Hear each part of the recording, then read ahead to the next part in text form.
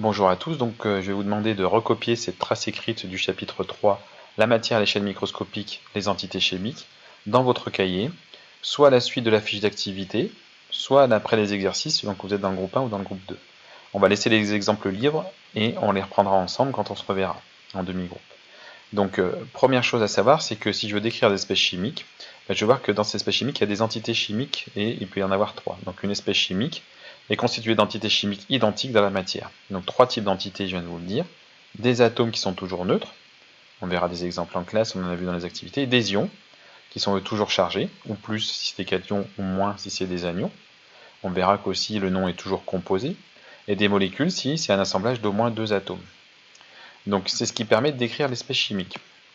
On peut remarquer aussi que pour tous les solides qui sont ioniques, qui contiennent des ions, il y a autant de charges plus que de charges moins, et ça permet d'expliquer l'écriture de solides ioniques avec leur nom composé et leur formule chimique.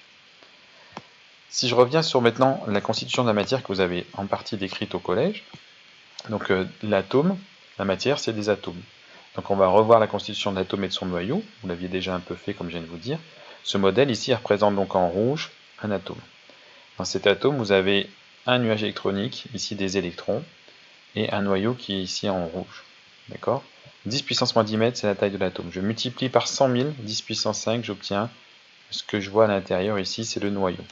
Donc le noyau, c'est des nucléons qu'il contient, c'est des protons et des neutrons. C'est deux types de particules. Et il contient toute la masse de l'atome. Pour la charge de l'atome est électriquement neutre. Il contient autant de protons, ici de petites boules vertes, que d'électrons qu'on n'a pas représentés ici. Si je les représentais, j'en ferai autant que de petites boules vertes. Donc pour dénombrer tout ce qu'il y a dans un atome, en fait, on a fait une petite écriture qu'on appelle conventionnelle. Donc ici, on va mettre X, le symbole de l'élément. Donc là, vous pouvez compléter X, c'est le symbole de l'élément chimique. Z, c'est le nombre de protons, qu'on appelle aussi donc numéro atomique, ça va donner sa place dans le tableau périodique et ça permettra de définir l'élément. Et A, c'est le nombre de masses, puisque c'est l'ensemble des nucléons et toute la masse de l'atome est dans son noyau. On fera aussi 2 ou 3 exemples en cours. En TP, enfin, on a vu donc que pour évaluer la taille d'un atome, on peut partir de sa masse volumique. On la mesure de deux manières différentes. Quand on a la masse de l'atome, on peut avoir comme inconnu son volume.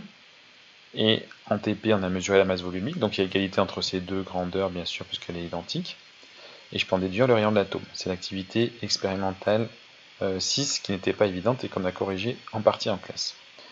Enfin, deuxième activité expérimentale sur le chapitre, on a fait l'expérience avec l'élément cuivre. Donc un élément chimique est défini à partir de son noyau, c'est le nombre de protons que je vais regarder, et le nombre de protons, je vais décaler ça, pardon, c'est la partie qui se conserve. C'est ce qui définit l'élément chimique, on verra aussi l'exemple ensemble en cours. Voilà, bon courage à tous.